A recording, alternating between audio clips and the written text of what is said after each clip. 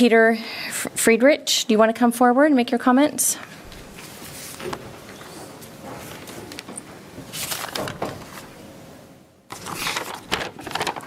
Good evening.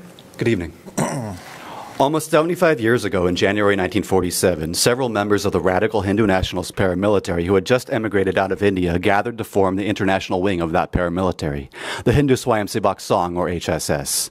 Meanwhile, back in the Indian subcontinent on the eve of India's independence, the paramilitary gathered in the northern region of Jammu and Kashmir to stage its first large-scale massacre of minorities. Accounts shrouded in the fog of conflict vary, but historians estimate that the RSS and its collaborators slaughtered anywhere from 20,000 to 200,000 Muslims.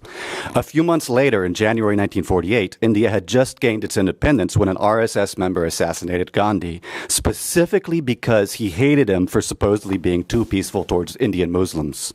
Gandhi's assassination by an RSS member led to the first of 3 bans on the RSS.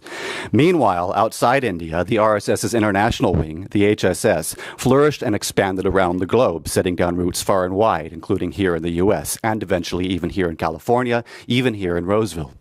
Last month, the city of Roseville, no doubt in innocent ignorance of the group's ties to its parent organization, the violent RSS paramilitary, welcomed the HSS into these very chambers to honor them with a formal proclamation.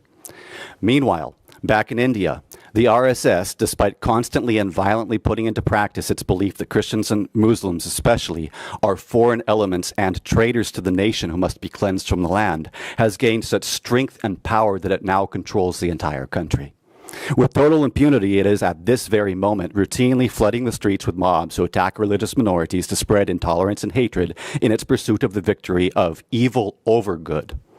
But the city of Roseville, albeit unwittingly, chose Diwali, the Hindu festival of lights which celebrates tolerance, compassion, and the victory of good over evil, as the occasion to honor the international wing of the most xenophobic and genocidal organization in India, serves, unintentionally but tragically, as an insult not only to the countless victims of the RSS, but also as an insult to the vast diversity and traditional pluralism of the Hindu religion itself. Since, as Hinduism beautifully teaches, the whole world is one family, we must realize that it is ultimately self-destructive to platform the HSS here in America, even while the RSS is ripping our family apart back in India through acts of terror which are enabled and empowered by the HSS's commitment to serving as an international support base and propaganda mouthpiece for the RSS's fascist agenda. Thank you. Thank you. And I have here one copy for each counselor of my book, which details the fascist agenda of the RSS. Okay, thank you. You can leave them at the end of the staff table and we'll grab them. Thank you.